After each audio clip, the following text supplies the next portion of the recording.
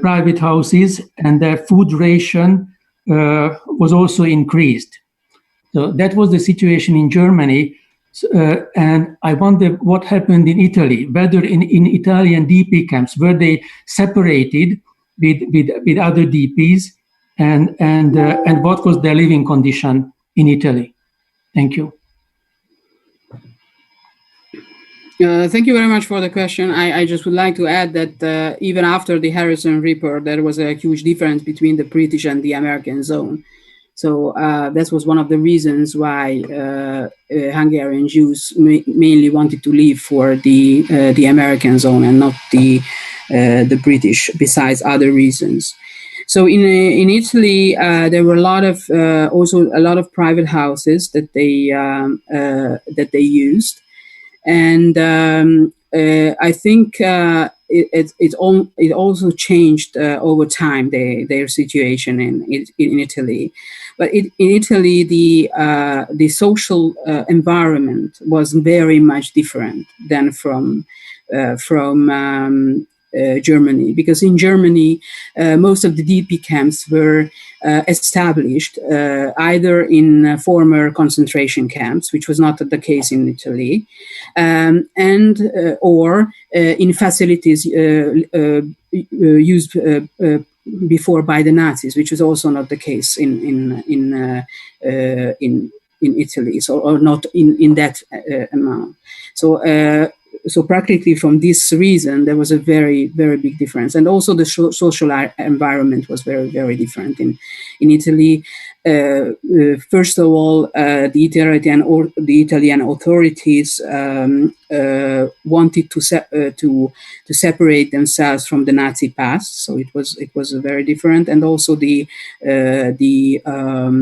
society was less permitted by anti-Semitism in Italy than in Germany.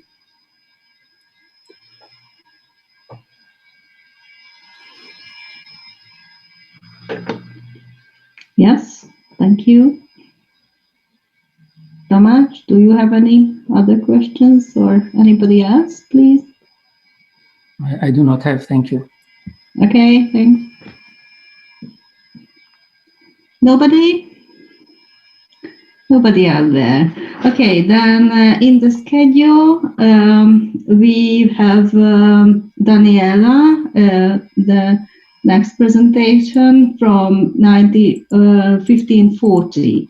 So let's have a short break now then, and we will meet in a few minutes at 40. Okay, thank you.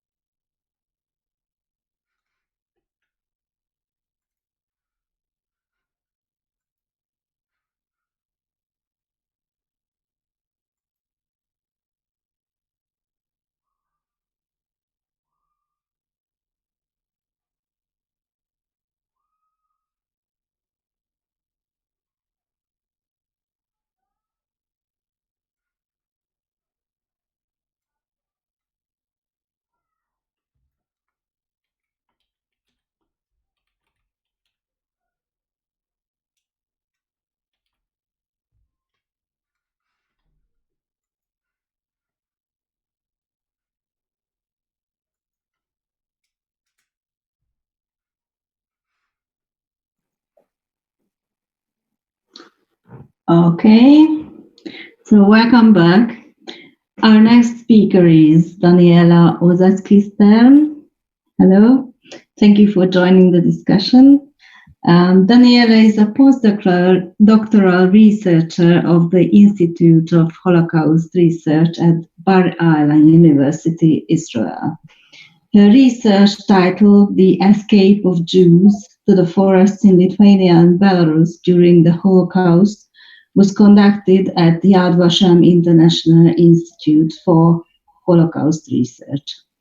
This is in parallel with her roles as the director of the Moreshet Holocaust Archive in Jaivat Haviva, Israel, and a lecturer for Western Galilee College's Holocaust Studies program in Echo. The presentation is about Joseph Goebbels' Nazi propaganda and the Holocaust during the last year of World War II. Daniela, please, the floor is yours. Thank you, and let me try to share my screen. Can you tell me if you can see it? Yes, we can see. Okay, yeah. Great. So thank you so much for inviting me to speak today. I am honored to take part in this important conference. Today, we will talk about one of Hitler's closest aides, whose influence on Nazi policy was immense, Joseph Goebbels. I will focus on the last year of the Second World War, which was also the last year in the life of Joseph Goebbels. On May 1st, 1945, a day after Hitler's suicide in his bunker in Berlin, Magda and Joseph Goebbels committed suicide, taking with them their 6 children. I will try to show how, as Germany was losing in all fronts, Goebbels rose to a personal high point. Despite its defeat during this last year of the war, Germany's motivation grew to hasten the extermination of the Jews and finish their great mission of the final solution. This mission was enabled to a large extent by the propaganda machine of Goebbels. Can you see the second slide now? Just want to make sure that it's... Yes, please. Great. So who was Goebbels? He was an exception in Hitler's close surrounding. His intelligence, manners, and charisma stood out among the mediocrity and vulgarity of most members of the Nazi Party. He was an intellectual. Unlike many party members, he didn't carry a pistol and preferred literature and culture over the battlefield. But he knew the power of words, and his speeches was often cruel. His associates shed light on these conflicting perspectives. I quote, "Was Goebbels a man who considered humans as objects to be used for political purposes? He didn't respect people. He had no consideration for anyone. He was only concerned about governing and was interested only in control, as Otto Ollendorf, head of Einsatzgruppe D, claimed." Another associate described him as follows. "Superficially, he appeared intelligent, clever, and refined. He might have been a literary man or a professor of history. It was also said that his career is without any parallel in history, and that he sees the worst side of every human being."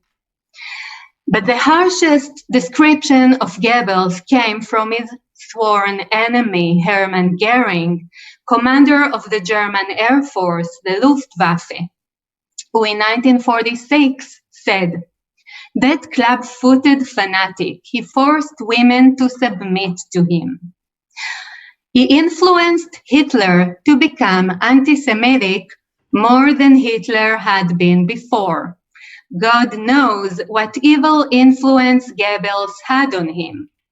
Goering thought that Goebbels was using anti-Semitism merely as a means of achieving personal power, and that whether he had any deep-seated hatred towards the Jews is questionable.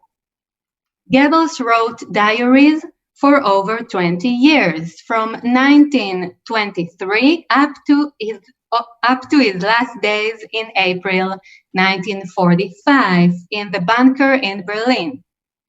He believed that in due time his diaries would prove to be a rich source of information on the Nazi movement. He also planned to retire from politics at the end of the war and dedicate himself to historical research as a chief historian of the Third Reich.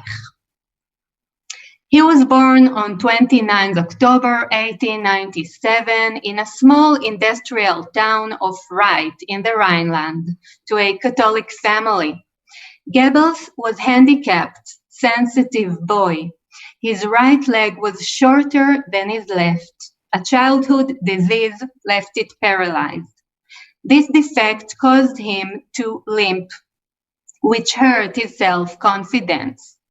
He studied literature and philosophy and did a PhD at the University of Heidelberg. His supervisor was Jewish. Goebbels met his wife Magda at work. She had a son from previous marriage. They married on December 1931 in a Nazi wedding. Hitler was a best man, and the men attending the ceremony wore the party uniforms. Since Hitler wasn't married, after her marriage to Goebbels, Magda became the first lady of the Third Reich, an example to Aryan women and the symbol of Germanic womanhood. The couple had 6 children, 5 daughters and a son, all given names beginning with the letter H to honor Hitler, a frequent guest in their home. In March 1933, at the age of 35, Goebbels was appointed to head the Reich Ministry of Public Enlightenment and Propaganda. He now controlled Germany's press, radio, theater, and cinema. He influenced the creation of the Hitler's myth. Hitler's image as the true leader Germany was waiting for. But until the last year of the war, he didn't feel he's getting all the authorities he wanted. His opportunity to show his loyalty to the Nazi regime came on the afternoon of 20 July 1944. On that day, Klaus von Stauffenberg and other German officers attempted to assassinate Hitler. Hitler was saved by chance, but the event shook the top of the Nazi leadership. Such a conspiracy coming from within demanded a policy change. Goebbels identified an opportunity to press Hitler. He formed an alliance with Albert Speer, and together they cooperated to convince Hitler that a total war must be enacted immediately. Crazy times call for crazy measures, Goebbels said. It's interesting to note that when Goebbels could not locate Himmler that day, he believed that he was the one behind the attempted assassination.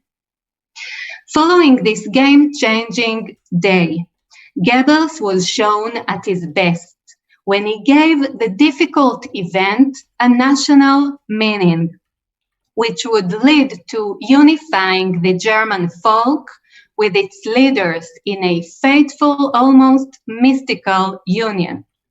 July 20th was a turning point in the war and also in Goebbels' personal position.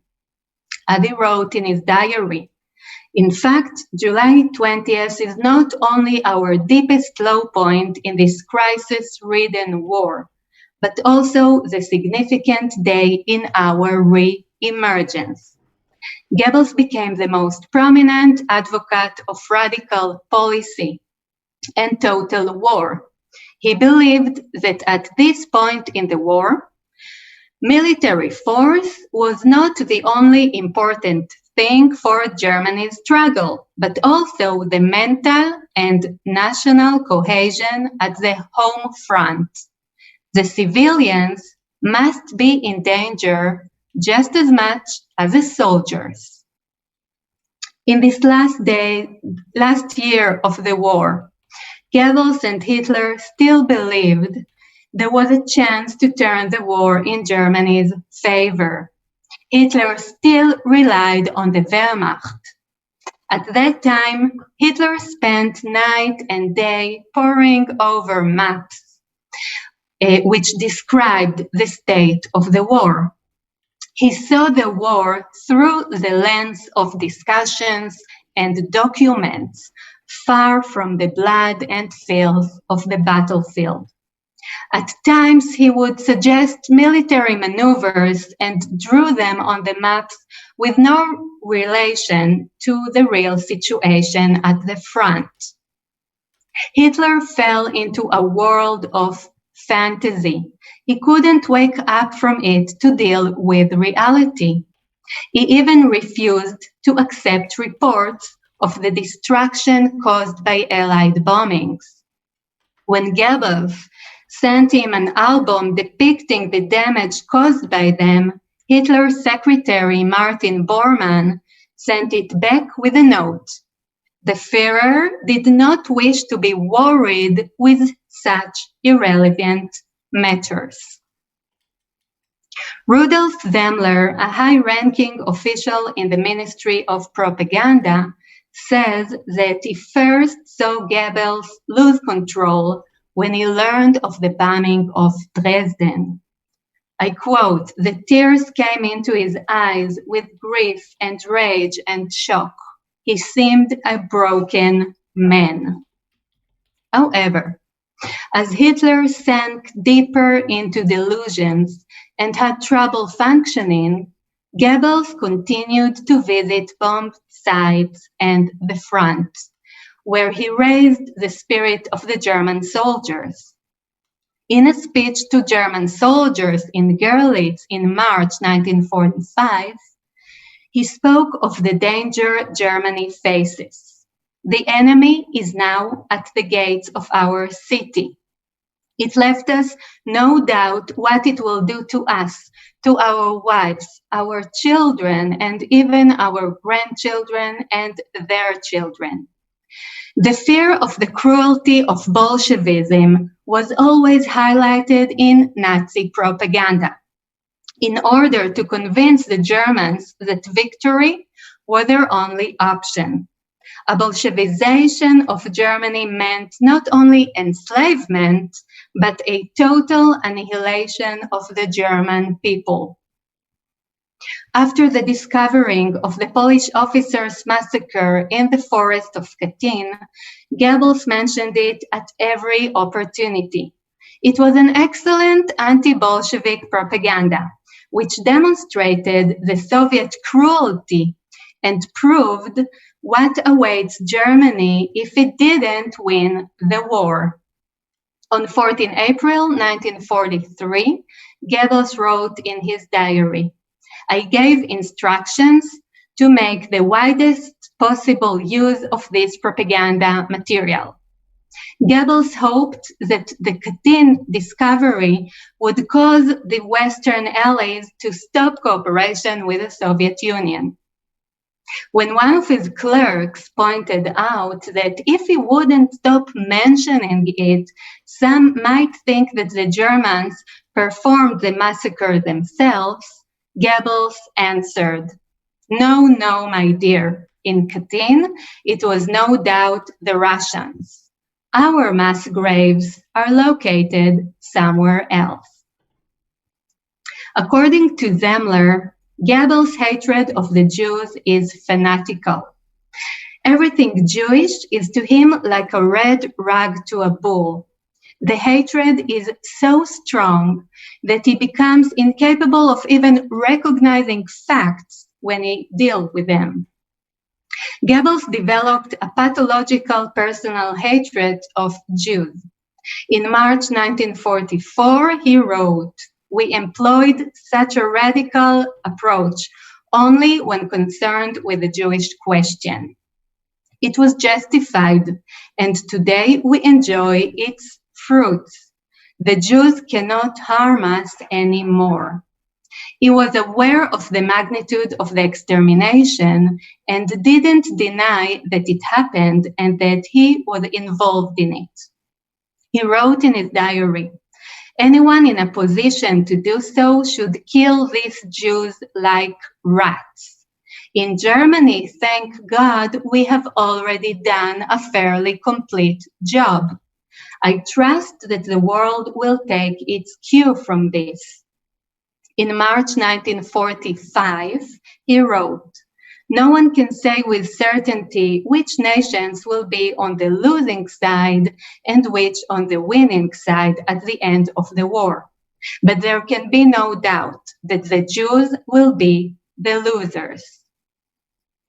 During the last year, when the military situation was so difficult and the Germans suffered heavy losses, he ordered that thousands of soldiers and sailors will be taken out of active service and assigned to act as extras in the epic propaganda film Kolberg, which he produced in mid-1944.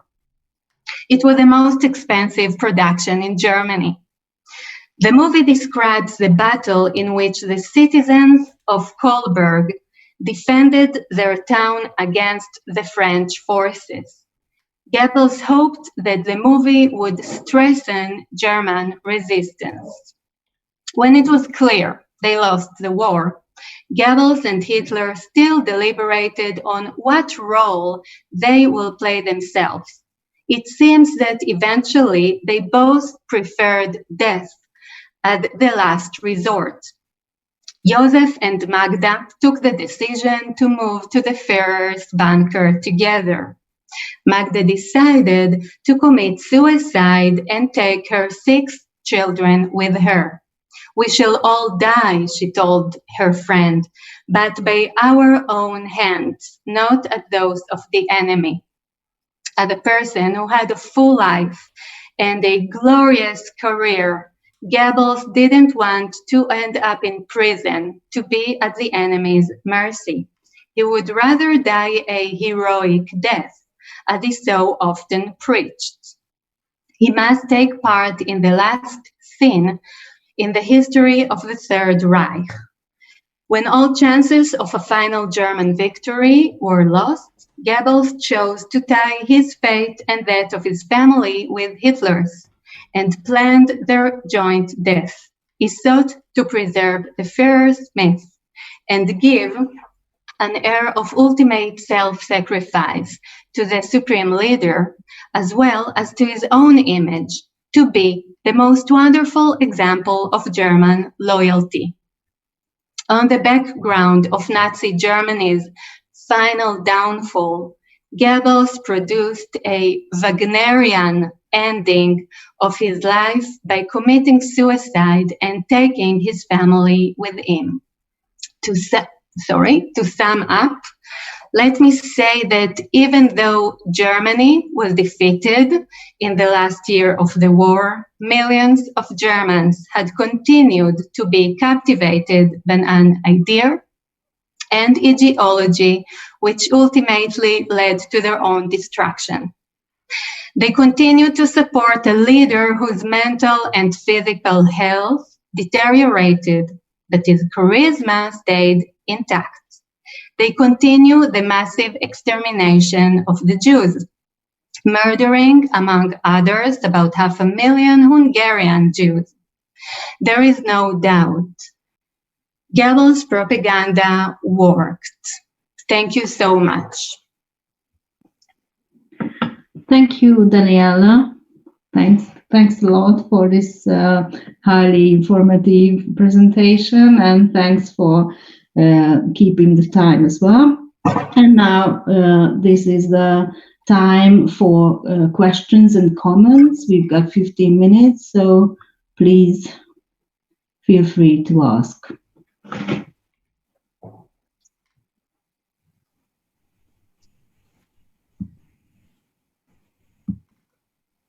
Nobody dares to ask you.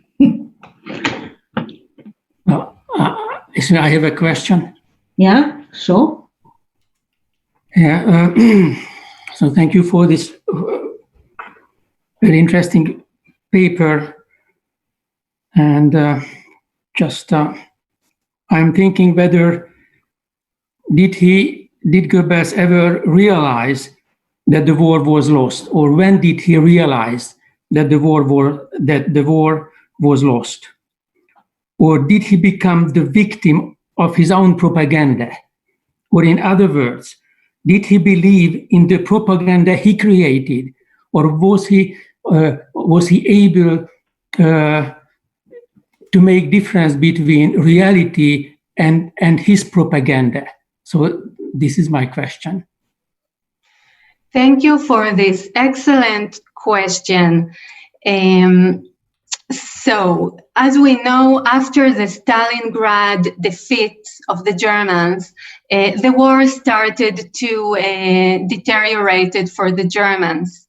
And especially during the last year of the war, the year that we are talking about in this conference, the Germans suffered such a heavy losses. For example, I can give you a terrible statistic.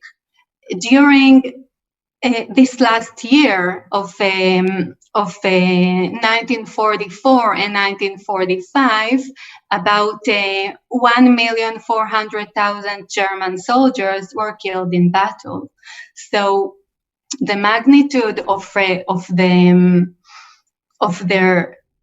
the suffering that the soldiers, the German soldiers, and the civilians with the Allied bombing suffered were immense. And it's interesting to go back to your question, because it seems to us that Goebbels stayed probably one of the only persons in the close circle of Hitler who stayed let's say, rational and understood what's going on. As you said, we can say that he became a victim of his own propaganda, but we can also say that he produced the ending that he wants for himself and for Hitler. By the way, Goebbels convinced Hitler to stay in Berlin and committed suicide. On 20 April 1945, Hitler celebrated his 56th birthday in the bunker. He received guests. We have testimonies that all the guests that came to congratulate Hitler tried to convince him to leave Berlin, to flee. The only one who convinced him to stay and to commit suicide was Goebbels. And so, yes, maybe today we can say he was a victim of his own propaganda, but maybe back then he thought that he is still in control. I hope it answers a little bit your question. And I think there was someone else who wanted to ask. I saw someone raising his hand.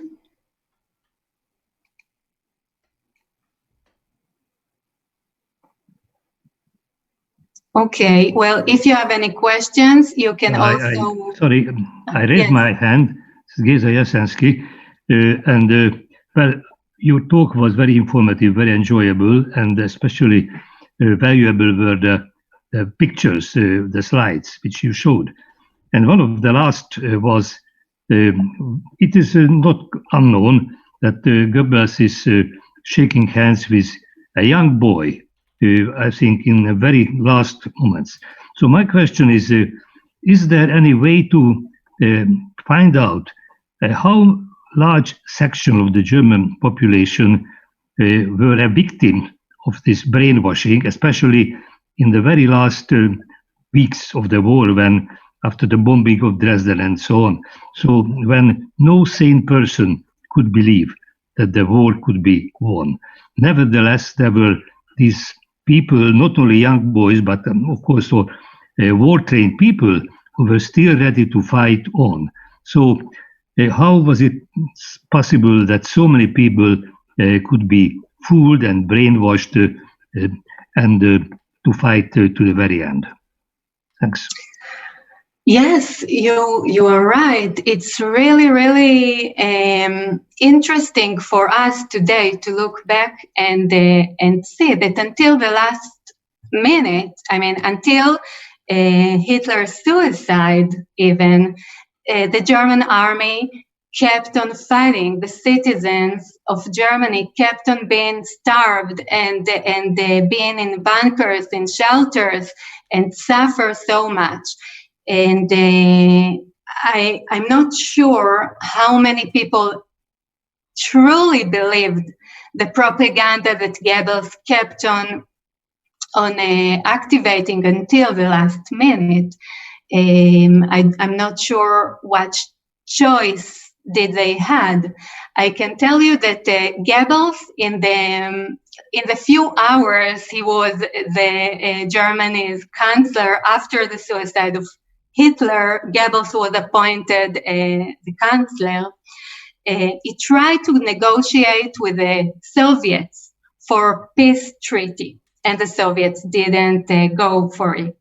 And then after his suicide on May 1st, 1945, Germany, a day after, surrendered with no conditions. So you can see that immediately after Hitler's and Goebbels' death, Germany surrendered. I believe so, that they, both of them, Hitler and Goebbels, they still captivated the German army and the civilians in this crazy propaganda. But even Himmler tried to negotiate, as we know. So right. He was not as kind of determined as Goebbels. Right.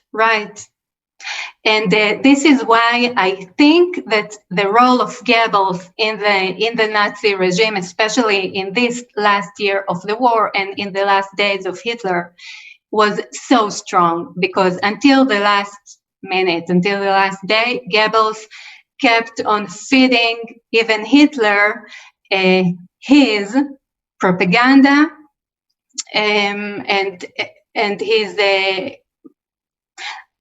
I'm not even sure it was craziness, and it's go back to Tamas' a question or a remark about whether he truly believed he can make a difference for Germany.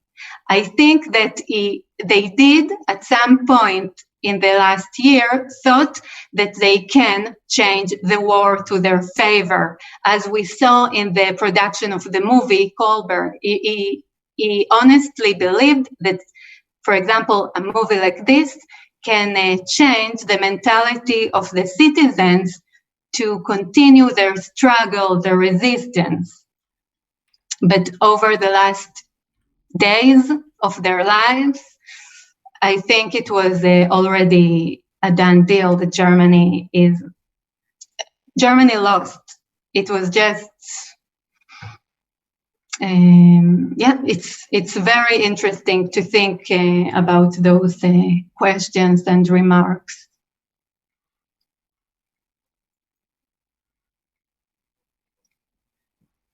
Thank you. Any other questions, please?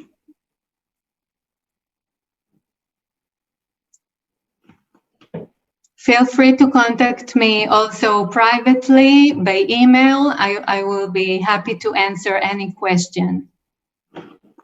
Yes, thank you. Okay. Now we've got 10 more minutes until Tamás start his discussion and presentation. So see you in some minutes, please. Thank you. Thank you.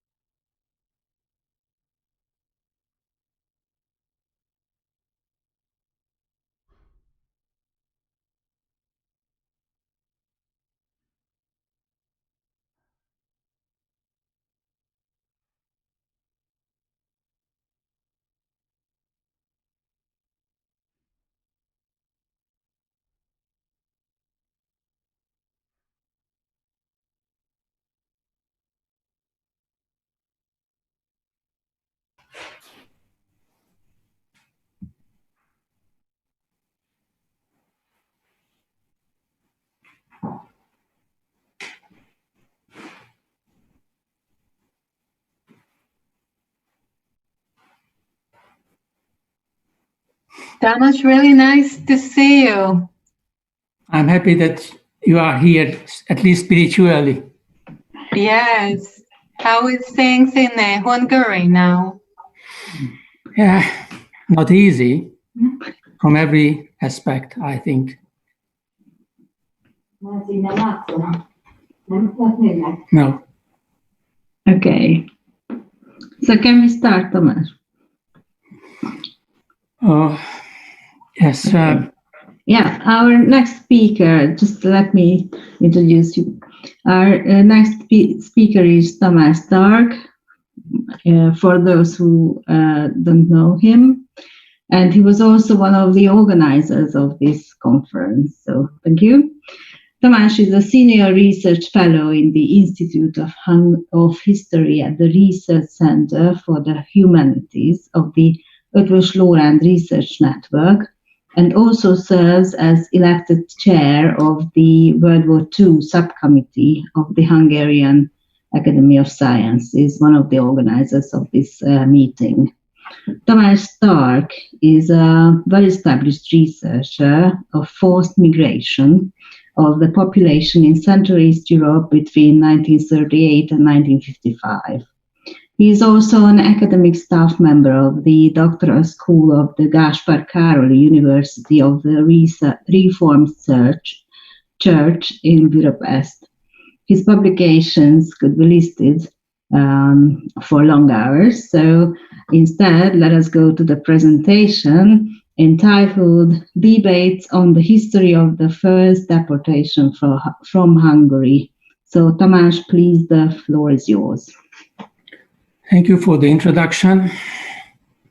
I hope that I can finish my paper in 20 minutes. As to the structure of my paper, at first I would like to give some basic facts on the first deportation, and then I will speak on the debate, and finally I would like to add my contribution to the debate. In July 1941, about 20,000 so-called alien Jews were deported from Hungary to former Soviet territories. The intention of the Hungarian military personnel who implemented the deportation was to push the deported so-called alien Jews over the river Dniester to territories which was under German control. In mid-August, the Hungarian government halted deportations, but the government did not allow the deported people to return to Hungary. Most of the deported Jews became the victims of the massacre committed by the German police battalion in Kamenets-Podolsk in late August 1941.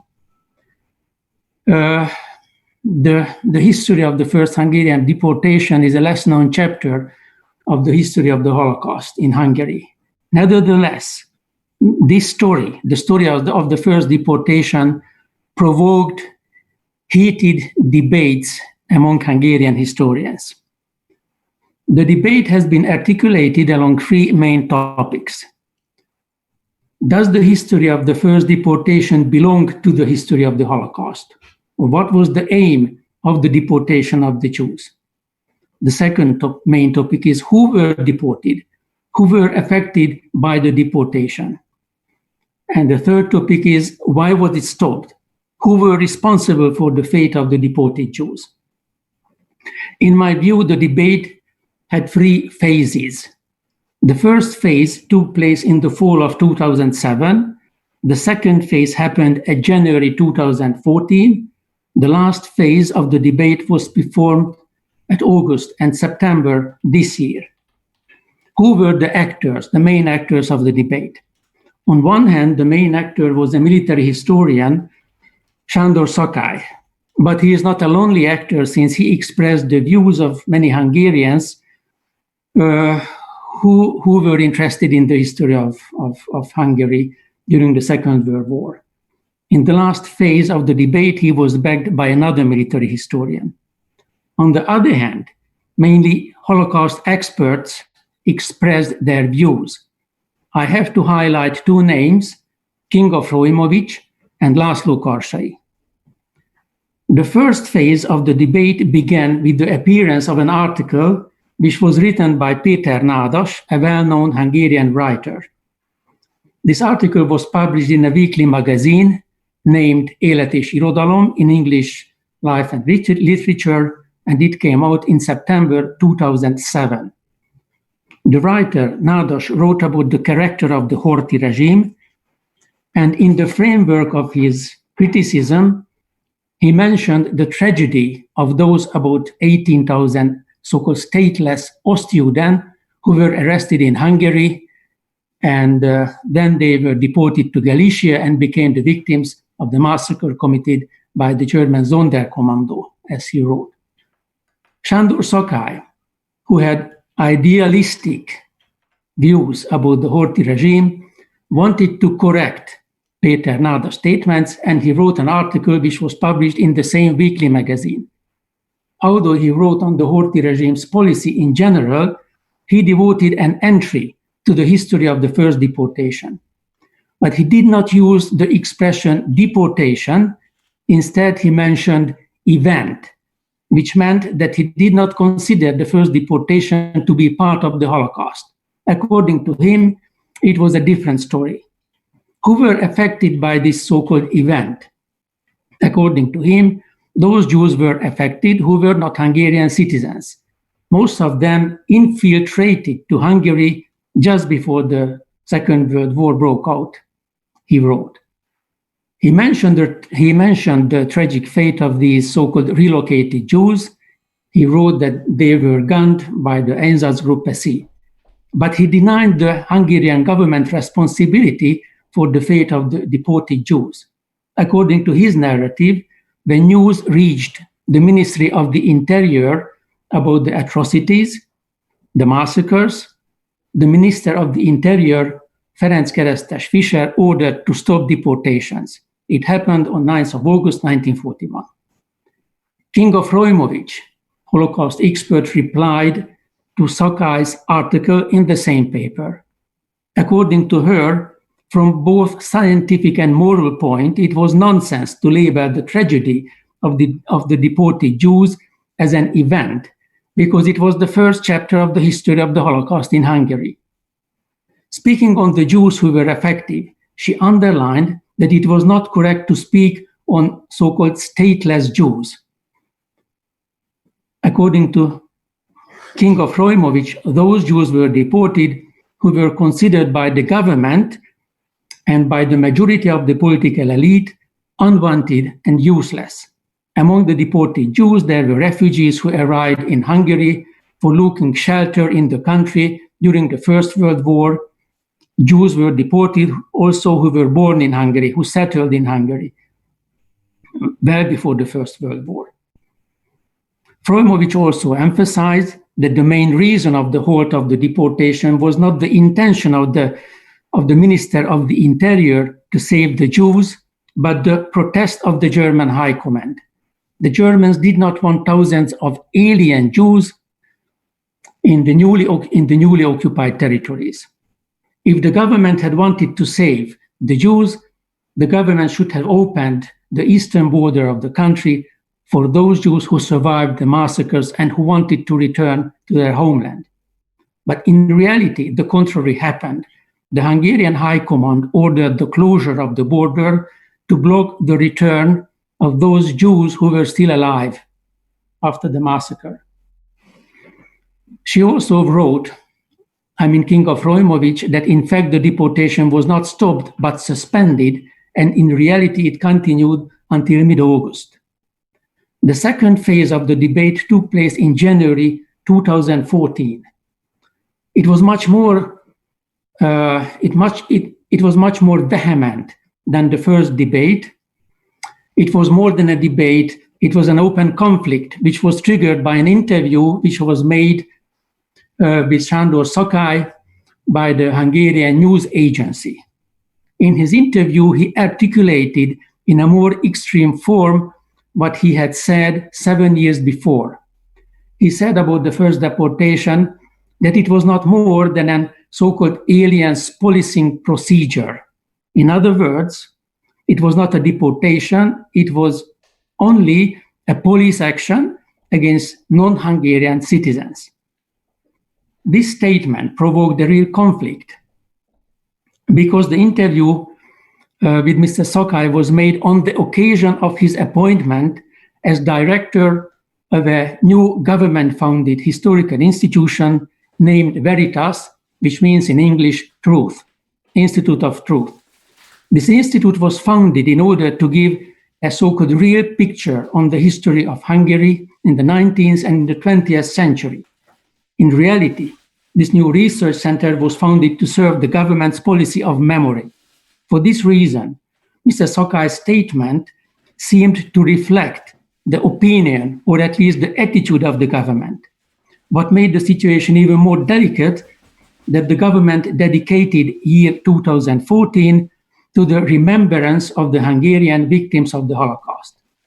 Various Jewish and non-Jewish organizations demanded the removal of Mr. Szakály from the post of the director.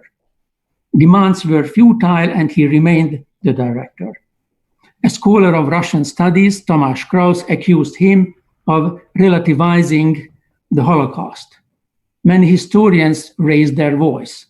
I cite here László Karsai's statement, who wrote that the first deportation was not a police action against aliens, but it was an ethnic cleansing. Under the pressure of the demands and accusations, Mr. Szakály made a statement that he may hurt his fellow citizens by using the term aliens policing procedure, but he did not want to violate the memory of the survivors, and he only used this term because it was mentioned in official documents in 1941. Despite the scandal, he continued to label the first deportation as aliens policing procedure in the third phase of the debate. The third phase of the debate was performed this year in August and September on the pages of that weekly magazine which gave platform for the first debate. It was the Élet és Irodalom, Life and Literature. László Karsai wrote an article on conspiratory theories and on historical myth, which were publicized by pseudo-historians. He also reflected in his article to Mr. Szakály's statement on the first deportation he made years before. Mr. Szakály replied to Karsai's article, then Karsai replied, then Mr. Szakály wrote another article. Finally, another military historian, József Parádi, I don't know him, he expressed his views, which were similar to Mr. Szakály's opinion. I tried to summarize the debate. Sándor Szakály continued to use the expression aliens policing procedure. He repeated that those Jews were removed who could not document their Hungarian citizenship. According to him, Hungarian authorities acted lawfully. Public employees decided over the removal of a person after careful evaluation of his documents. According to him, since most of the deportees originated from Galicia, it was not a deportation, but a repatriation. According to Mr. Karsai, citizenship was not the primary factor in the selection of persons for deportation, because in Kárpát-Ruthénia, the territory from which about 2/3 of the deportees came, relatively rich Jews were arrested and deported. In Kárpát-Ruthénia, there were counties where almost all Jews were deported independently of their citizenship. Speaking on the whole country, the government wanted to expel not specifically aliens, but Jews in general. He also underlined that among the deported Jews, there were many persons who had documents about their Hungarian citizenship. It often occurred, he mentioned, that these papers were taken away by the policemen who collected Jews. In general, I agree with the statements of King of Rojmovic and with the statements of Mr. László Karsai. I think, however, that we need to put the history of the first deportation into a much larger context. The key question I'm looking for answer is the following. who were considered alien Jews in Hungary in the era of Horthy regime. While the political elite, which was loyal to the Horthy regime, did not consider the Jews in general to be the part of the Hungarian nation, a distinction was made between the so-called good Jews and the so-called bad Jews. Those were the so-called good ones who assimilated to the Hungarian nation. The so-called bad Jews were those rootless aliens who came to Hungary in the 19th century and later. This distinction was built on the legend of the influx of Jews from Galicia in the 19th century and later. The newcomers, the so-called newcomers, stopped the process of assimilation of those Jews who had been living in Hungary for centuries. And the newcomers preserved their so-called racial character and opposed assimilation and blocked assimilation. These students were taken responsible for those ideas, phenomena the Horthy regime disliked. According to one of the most common accusations, these Eastern Jews, Galician Jews, perpetrated the first Hungarian communist dictatorship in 1990. The distinction between our Jews and alien Jews was not a Hungarian phenomenon. Romanian, Polish elite also made that distinction. In Romania, those Jews were the so-called bad ones who lived in the new territories, in Bukovina, Bessarabia, Transylvania, and the so-called good ones were those who lived at the territory of the Old Kingdom. Jewish question was one of the main political issues in each nationalist so-called Christian regimes in East Central Europe. Political elites everywhere wanted to solve the Jewish question by suppressing the imagined or the real influence of the Jews for the cultural life and for economy. Another aim of these regimes was to reduce the Jewish population by expelling the so-called alien Jews. In Hungary, the so-called Galician Jews were the aliens. In 1919, in the early 20s, various Hungarian organizations, politicians, leading politicians, even members of the government demanded the expel of these alien Jews. I have no time to go into details, but that's an interesting subject. In the early 20s, numbers of decrees were issued by the Ministry of the Interior on the expel of alien Jews. Although the target group consisted of those Jews who came to Hungary after 1914, the decrees provided opportunity for the police to deport Jews who were born in Hungary. While the leading politicians expected to deport 50 or even 100,000 alien Jews, in reality, a couple of thousands of so-called stateless Jews were forced to leave the country. In the 20s, the plan to expel all aliens could not be implemented because there were no countries which would have received Jews from Hungary. The campaign against the so-called alien Jews, however, made the Jews to realize the importance of getting documents on their Hungarian citizenship. And now we arrived at the problem of the citizenship, which was one of the main problems of Jews, not only in Hungary, but almost whole Europe, especially in Romania and in Poland. In the 19th century, and even in the 20s and the 30s, particularly, nobody had official documents which proved that the owner of the document had Hungarian citizenship. In everyday life, authorities did not ask papers on citizenship. A birth certificate was enough to get passport or to settle somewhere in the country. But in the 20s and later, the certificate of citizenship issued by the Ministry of the Interior meant security for the Jews. But the Ministry of the Interior, especially in the 30s, made extremely difficult for Jews to get this certificate. To make a long and very complex story short, a Jew was eligible for Hungarian citizenship only if he could prove that even his grandparents lived in Hungary constantly. It was a great challenge to collect the necessary documents, especially for those Orthodox Jews who lived along the eastern border of the country. It is not an exaggeration to say that the Citizenship Department of the Ministry of the Interior could easily create foreign Jews. I already drew parallel between the anti-Semitic policies of the Romanian and the Hungarian political elite. The war against the Soviet Union gave a unique opportunity for the Romanian government to expel alien Jews. Those Jews were considered aliens in Romania at that time, who lived in the territory of the reoccupied Bukovina and Bessarabia.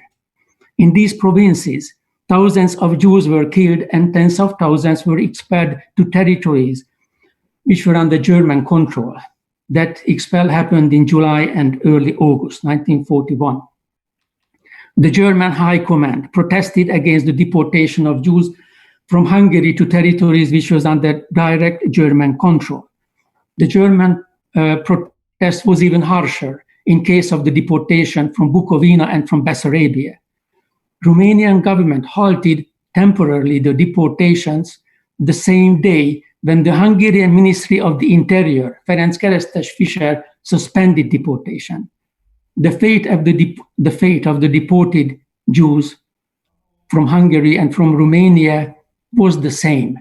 The story of the Hungarian and the Romanian aliens intertwined, even in physical sense, at Kamenets-Podolsk, where not only local and Hungarian Jews, but Romanian Jews were also massacred. The Kamenets-Podolsk, it's a symbol of the common fate of Hungarian and Romanian Jews. Thank you for your attention.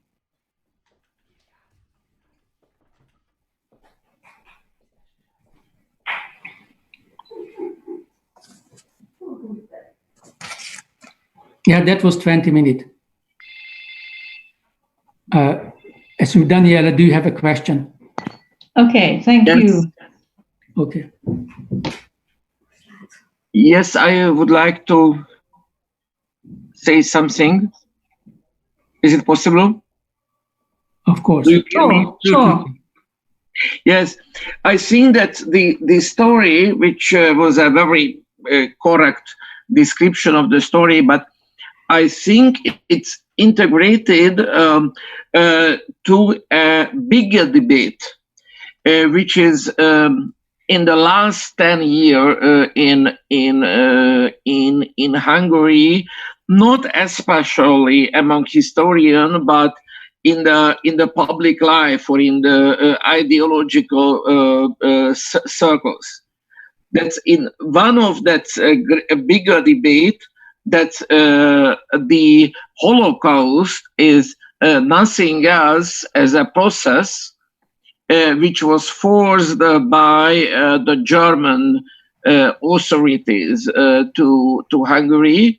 And in that meaning, the Hungarian ruling elites are not responsible for the Holocaust at all. And this Kamenets-Podolsk situation, that's Kamenets-Podolsk deportation, was a very, very dangerous fact for this general description. The other question that there is a general process, a general debate about the Horthy age, about the mid-war age itself, about Hungary, and the most important declaration that the anti-Semitism was not a central element of this period. And for example, the mentioned person, Sakai, was who told that, for example, the numerus clausus, which perhaps the most known element in the world about the Hungarian, concerning the Hungarian history, it was not an anti-Semitic action. Or in the same period when the practically whole of anti-fascist names in the streets disappeared in the street names, or there was an attempt to create sculptures for for Nazi politicians, especially the Obama president himself had to step into this process. So that this process is a general process in which the Hungarian government tried to change the picture of the Hungary, which was the last and one of most important collaborators of Adolf Hitler. And I think that this story, this Kamenets Podolsk story, belongs to this problem, because that's one of a kind of key point, which from this point you can argue against this ideology, and that's the reason that it is a very hot point of this debate. Thank you very much for your comment, and I absolutely agree with your comment. And my comment to your comment is that I wanted to emphasize that anti-Semitism belonged to the character of the regime, and the political elite wanted a so-called change of guard in the field of economy and also in the field of culture, which means that they wanted to eliminate so-called Jewish presence in the field of economy and also in the cultural life. And a second so-called demand of the political elite was to reduce the number of Jewish population by expelling the so-called alien Jews. And these plans showed up just at the beginning of the regime in late 1919 and 1920. I would like to give only two examples. Bishop Ottokar Prohászka, who was a spiritual leader of the regime, and we can consider him as one of the founding fathers of the Horthy regime, demanded that Galician Jews should be sent to the new Jewish national home in Palestine. And Bishop Prohászka demanded this in September 1920.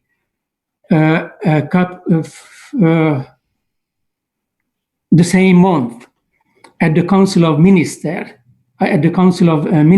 Gyula Ferdinandi, who was the Minister of the Interior, said the following: It would be the interest of the country to expel all Jews who had no Hungarian citizenship. Although members of the government supported this plan, no decision was made about the expel of foreign Jews at that time, because the members of the Hungarian government was afraid of the protest of Great Britain and Italy. Why? Because according to the members of the government, the Jews had enormous influence in these countries. So I think that the late 30s and the war after the Soviet Union gave opportunity for the political elite, for the government, to realize those plans which were born in late 1919 and in the early 20s. Thank you. Thank you, Tamás. Any other questions or comments, please? Well, I did raise my hand. Can you hear me? Géza Jeszenszky. Yes, thank you. Yes, please. Yes, first of all, just reacting to the previous little, not debate, but comments. I think it is certainly true that not only Hungarian historians, but the Hungarian general public must face the reality, the very sad reality that there were very deplorable laws against the Hungarian Jews, and these are all condemnable, and we must not try to somehow reduce the significance or the very fact that there was. On the other hand, I would also add that these anti-Semitic measures, even which took place before the Holocaust, were contrary to the 19th century and early 20th century Hungarian policy, to the spirit of enlightenment to the spirit of humanism, Christianity, and against the very Hungarian principles which guided Hungary until the First World War. But we must make a distinction between the terrible crimes committed after the German occupation without denying the responsibility for the anti-Semitic mood and acts, but without the German occupation, these people, these anti-Semites, these inhuman people would have never got the upper hand to carry out the murder of their own citizens, more than 500,000 Hungarian Jews who were Hungarian in language and spirit. So those who were responsible, most of them were tried and condemned, most of them to death, and whatever we think about the death penalty, certainly they deserve the harshest, the highest penalty. But I would like to raise a question directly to the subject of Tamás, who was my former student. I'm very proud of him, and who had no time to answer, although he intended to, as in his introductory words. That is the responsibility for the selection of the people who were deported to Kamenets-Podolsk, and also who stopped it and why it was stopped. And I have a particular case. A very good personal friend of mine is coming from a Hungarian Jewish family who lived in Dunaszerdahely, which was a Hungarian town which was ceded to Czechoslovakia after the First World War. They were a Hungarian-speaking, Hungarian patriotic family, and my friend's aunt was married after the war to a Russian prisoner of war who was working there as a prisoner during the First World War. And when Hungary received back this territory in 1938, well, all people residing on this territory received Hungarian citizenship. But, well, I don't know how it happened, but the husband of this Hungarian Jewish lady, this Russian, either did not receive a document of this citizenship, or, well, it was not considered to be valid. So this family was deported to Ukraine. I don't know whether it was only the husband, the Russian-born person, and the family joined him, so to say, voluntarily, or the whole family were lumped together. So my real question is, how was it possible, Tamás, according to your view, that a family where the husband may not have been Hungarian before the war, but the others were Hungarian citizens and their ancestors were, that they could be deported and killed with all the children? Thank you very much for your contribution. Are you speaking on a family from Transylvania? Actually, no. From Dunaszerdahely, you mentioned. So the problem is that who were considered Hungarian citizens. According to the Hungarian citizenship law, which was issued in 1879, those were Hungarian citizens who were born by parents who were Hungarian citizens, which means that the place of birth did not matter at all. And this is why for Jews it was very difficult to prove their Hungarian citizenship, because there were special regulations ineffective in the Ministry of the Interior in the late 30s. And according to these special regulations, it was very difficult for Jews to get the relevant papers, because in case of a Hungarian so-called Christian applicant, it was enough to prove that parents were born in Hungary. But in case of Jews, they have to get various documents to prove that even grandparents were born in Hungary, and they had to present birth certificates of grandparents and even marriage certificates of grandparents, especially in case of Orthodox or Hasidic Jews, it was they were unable to present these marriage certificates because they have only ketubah, which means marriage agreement, which was not accepted by the Hungarian government. The Hungarian government accepted those marriage certificates which were issued by rabbinate or which were issued by a state authority. But in case of Hasidic Jews or Orthodox Jews who had no these certificates, they were not eligible for Hungarian citizens. As to Jews from Carpath-Ruthenia, for example, from Transylvania, or from Felvidék, from the upper land, in general, those citizens who lived in these territories Hungary regained, they were eligible Hungarian citizenship, but not those Jews were eligible for Hungarian citizenship who had no Czechoslovak or Romanian citizenship. They remained stateless, even though they were born in Transylvania or in Czechoslovakia. They remained stateless. If they had no Czechoslovak or Romanian citizenship, if they could not prove their Romanian or Czechoslovak citizenship, they did not get Hungarian citizenship and they remained stateless. Who stopped the deportation and why? I mentioned that in reality the Hungarian government stopped the deportation because of the German protest, and it was not really a halt; it was a suspension.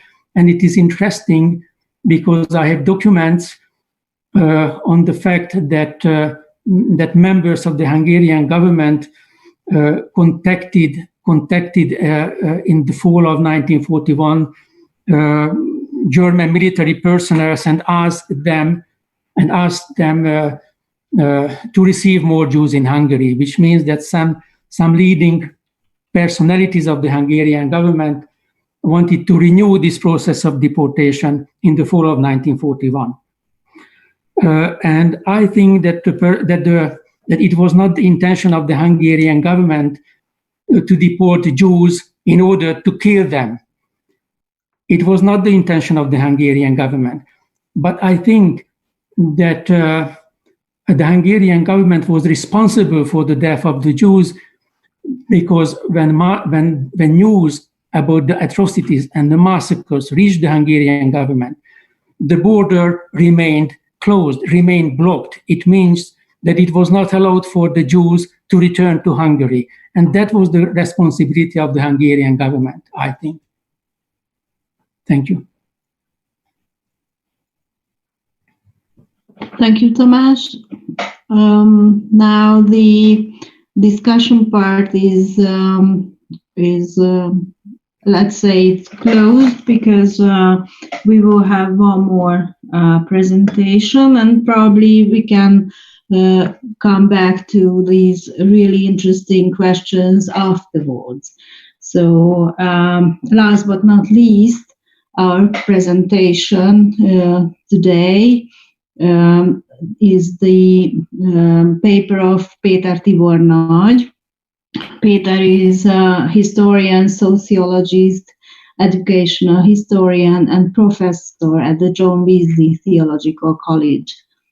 He is the head of Wesley Research Center for Sociology of Church and Religion in Budapest. He is founding member of Research Center for Sociology of Education and Youth at the University, at the Eötvös University in Budapest, Faculty of Social Science. He has PhD courses and students at the Doctoral School of Education, also at the Eötvös Loránd University in Budapest, at the Faculty of Education and Psychology.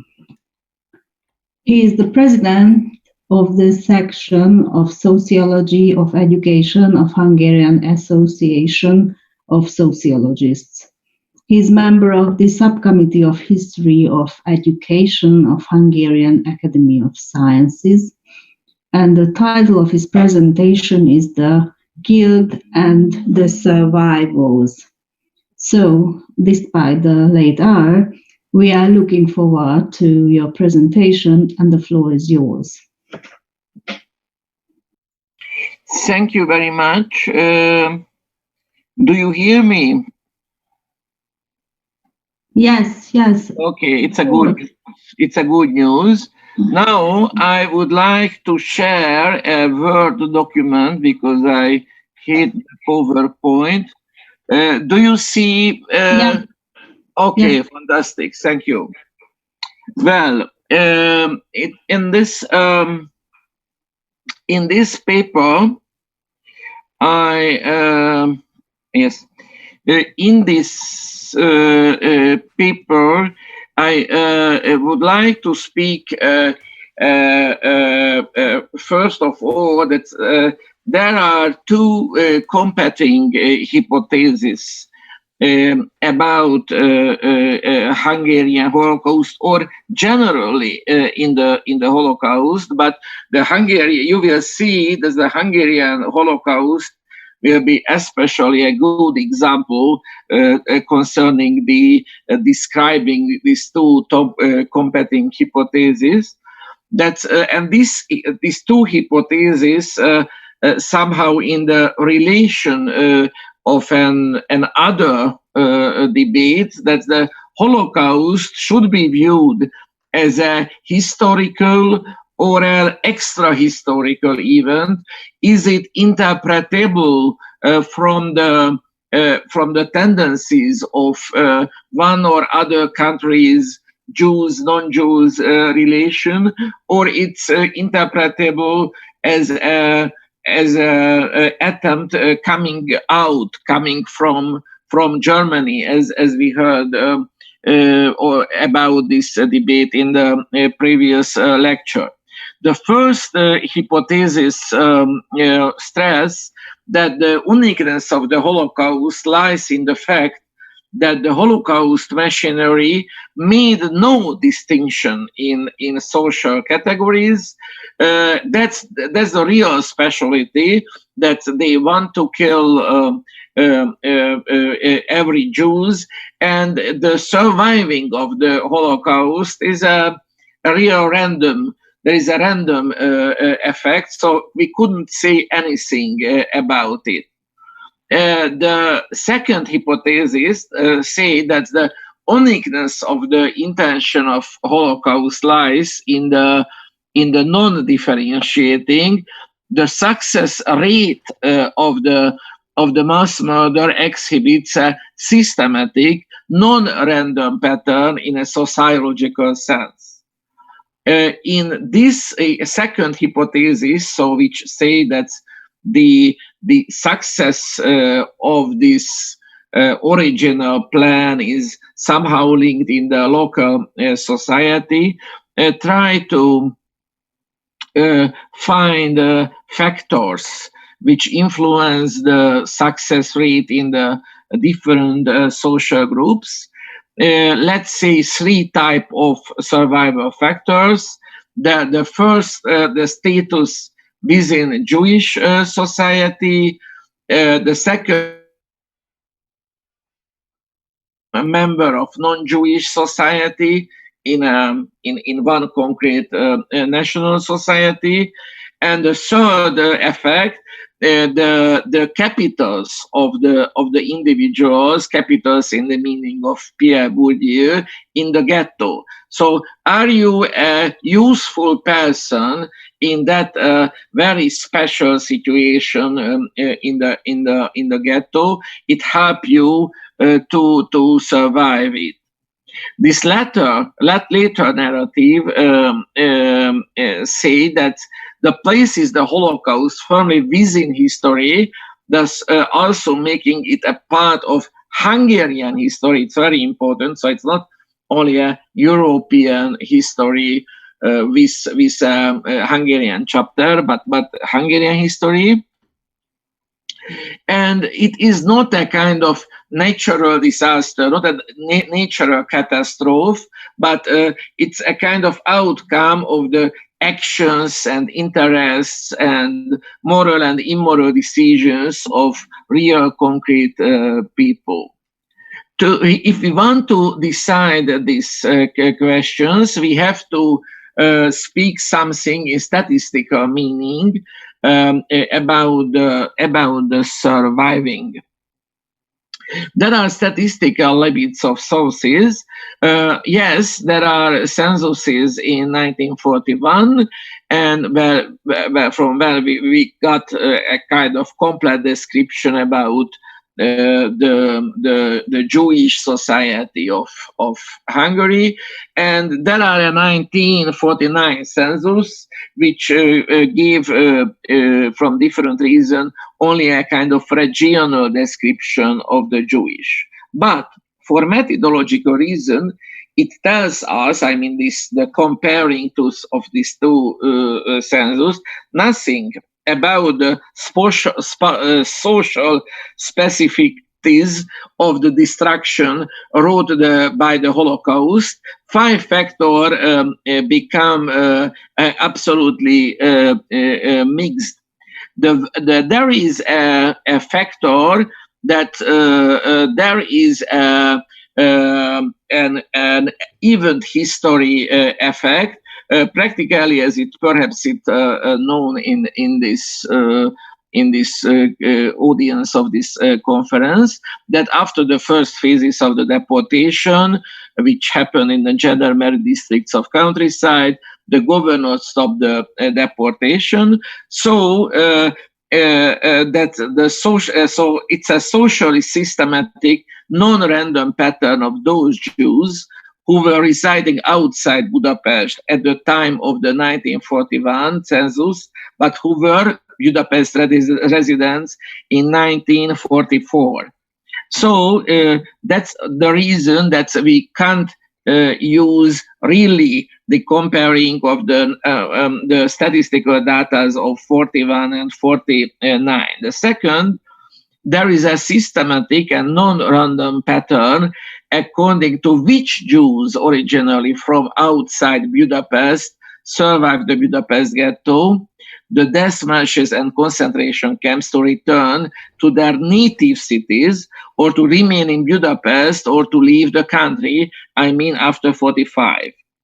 The third, the systematic non-random pattern according to which survivors switch occupations between 45 and 49, exploiting the opportunities that arose from the abolition of formal discrimination or from the emigration in 45 and 48 of non-Jewish government officials and state security personnel.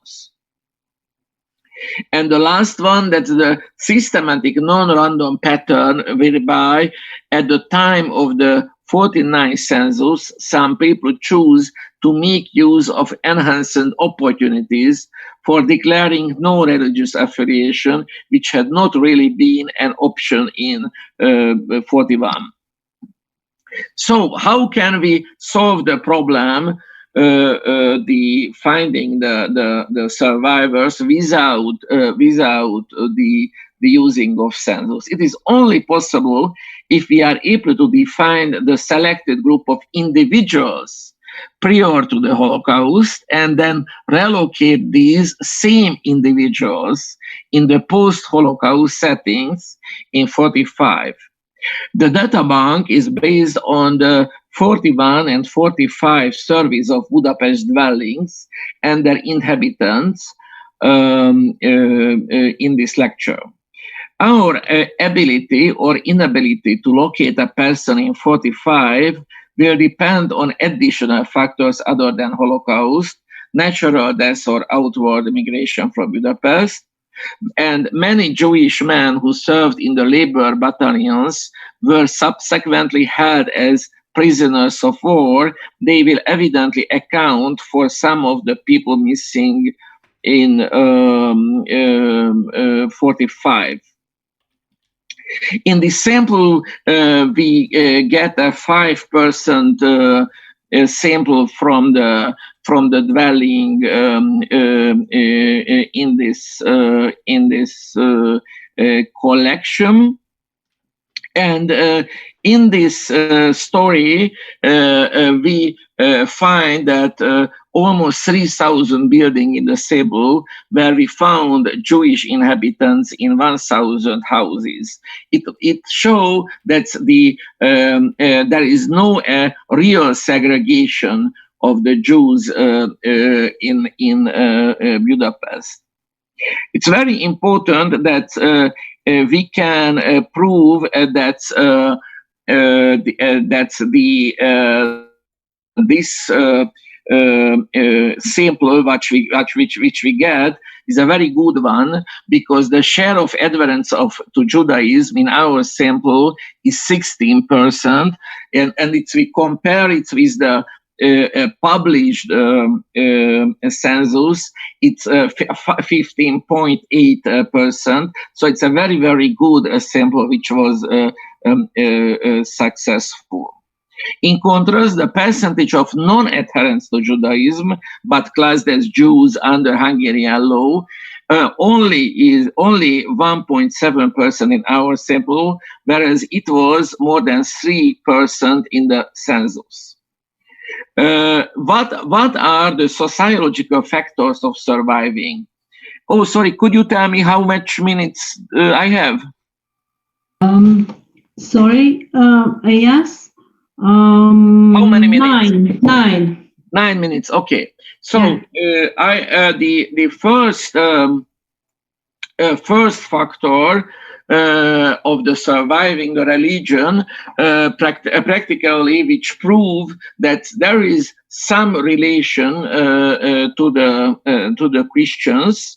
We are definitely can't say about the in general in the surviving of the Christian Jews, contrary to the Jewish Jews. Why? Because as we see before, there are a great hidden group, more than half of the Christian Jews, who was not realized in this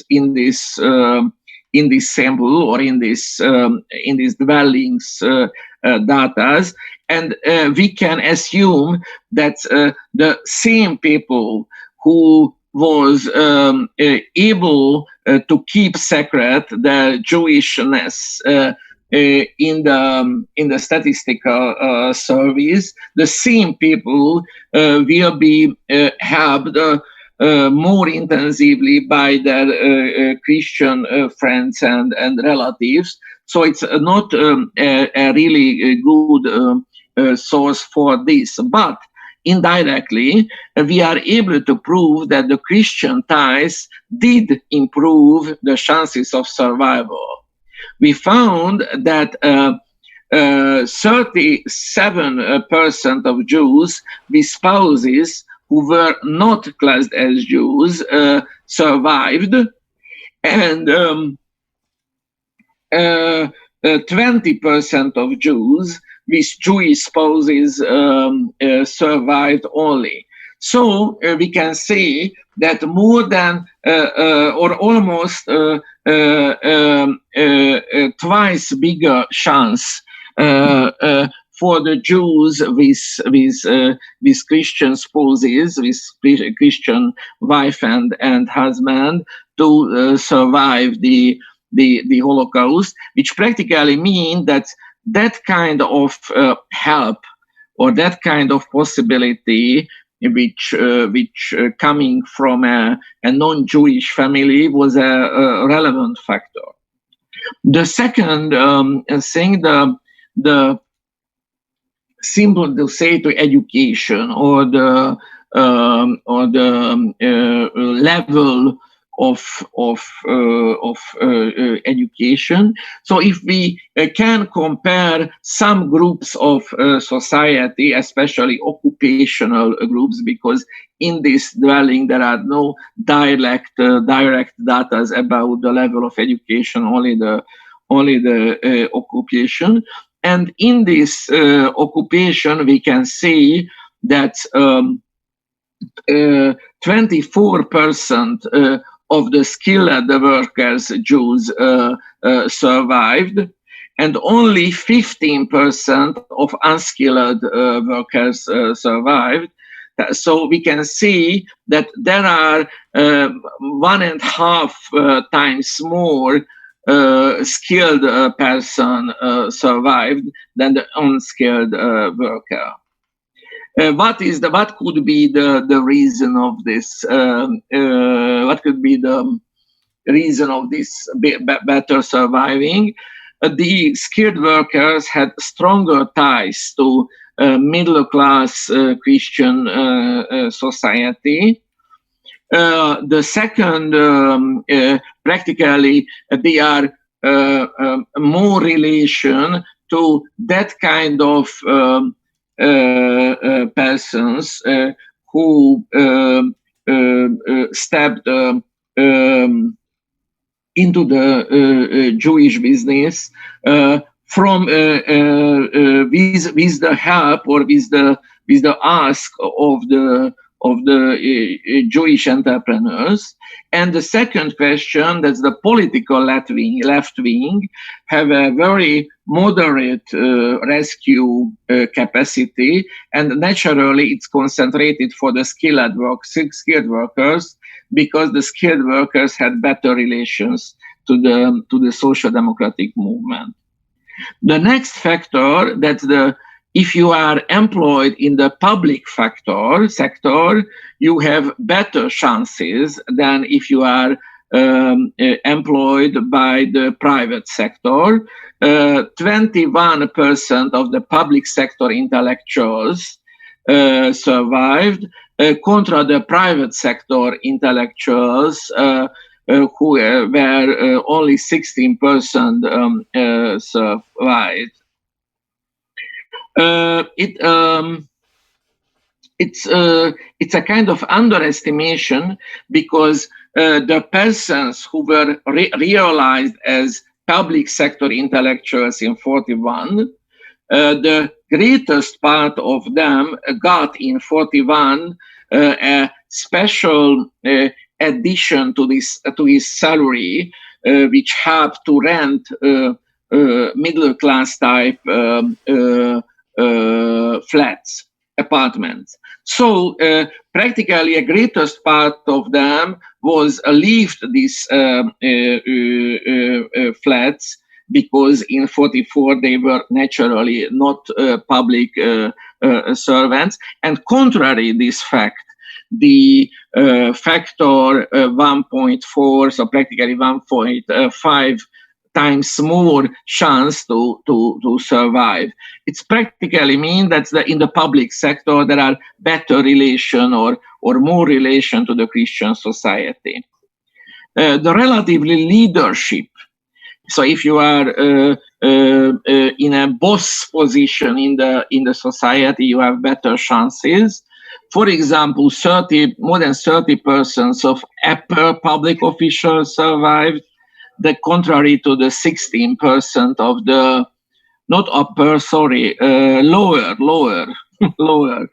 lower public officials. It's more than twice more chances, and there are a smaller difference in the private sector, but the vector is the same. So the upper private officials have bigger chances. Okay. Sorry. Oh, yes. Okay. The richness, if you see... A lényeg ennek, amiről ez beszél, az, hogy... sorry, somebody speak in Hungarian in the... Sorry, yeah, bocsánat. Can I ask you to wait? Okay? So please mute your... Halkítsa le, kérem, a mikrofonját. Yes, please continue. Okay, thanks. So the richness is the next factor.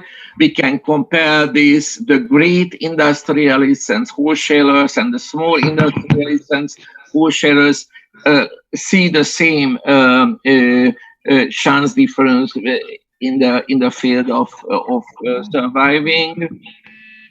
And at last, as there are practical usefulness in the ghetto, practically workers' chances were better comparing intellectuals.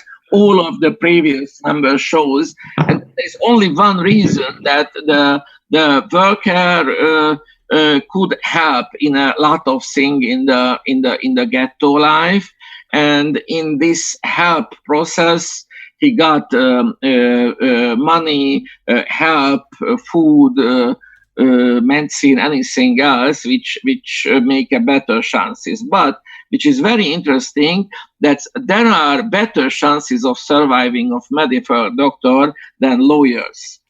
It's very interesting because originally I was told that the medical doctor is more useful people in the ghetto, but not because the lawyers had a special capital and the network to authorities, network to the police, and that helped the lawyers to survive. And there is a special phenomenon. Then the Anti-Semitic Association of Medical Doctors had much more members than any other anti-Semitic association. More than 1/3 of non-Jewish doctors of Budapest was controlled by that anti-Semitic associations. So practically, the doctors has lower chance to ask their colleagues to help them than the lawyers or than anybody else. So practically all factors of surviving interpretable from the Jewish-Christian relation. So altogether, we can say that the Holocaust was not an extra historical, rather it happened within history. In other words, we should view it as an event embedded in Hungarian social history.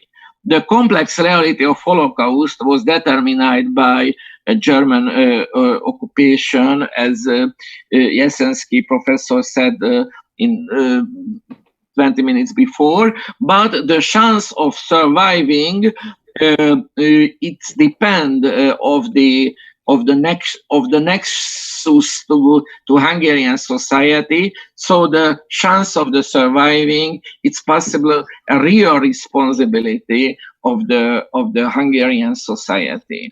And naturally, the shortage of surviving is the responsibility of Hungarian society too. Thank you all for your attention. Thank you for your presentation. Now, this is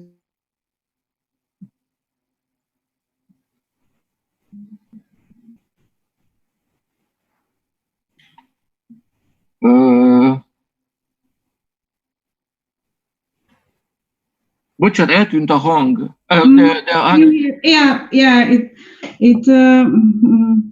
Some technical problems occurred. Can you hear me now? Now I hear you. Okay, fine. But what about the others? Okay, where are the others? We can hear everyone. Okay, thank you. So this is the time for questions and comments now, so please don't hesitate to ask.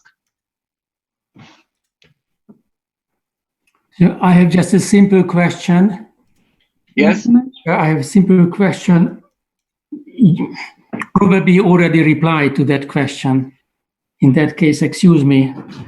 So my simple question is that how do you get, or how did you get any data on Christian Jews in statistics which were made after 1945, because speaking on the census which was implemented in 1949, religion was asked, but only religion was asked. And yes, but I am familiar with another source, The Counted Remnant, which was published by the Hungarian section of World Jewish Congress, to my best knowledge. But that included only Jewish Jews, not Christian Jews. So how do you have any kind of data? Concretely in this research, it was very simply a solution, because there was a sample in 41, and the 41 there were concrete persons with concrete names. I understand. Concrete dwellings. Thank you. And the only question was that can I catch him in 45 or not? In 45, I haven't asked that are you Jewish or not. It was absolutely enough for me that 5 years later you were Christian Jew or Jewish Jew, and if you are in the same flat, you survived. If you are not in the same flat, something other happened. Yeah, thank you. I absolutely understand. So you have a sample from 1941. Yes, and I find the same person in the sample in 45. Yeah. So practically, I linked the two samples. Yeah, thank you. Thank you. Anybody else with questions and comments?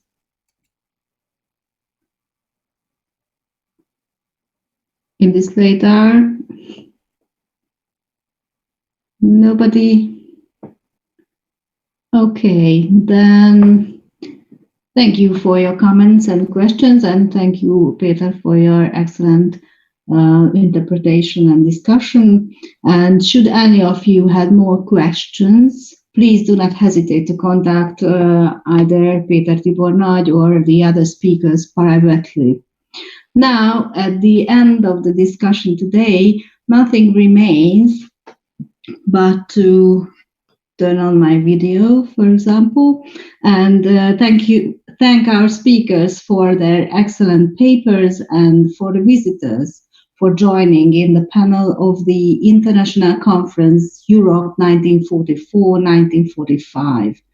This is an online discussion organized by the History of World War II subcommittee of the Hungarian Academy of Sciences, the Fulton School of Liberal Arts, the Salisbury University, and the John Wesley Theological College.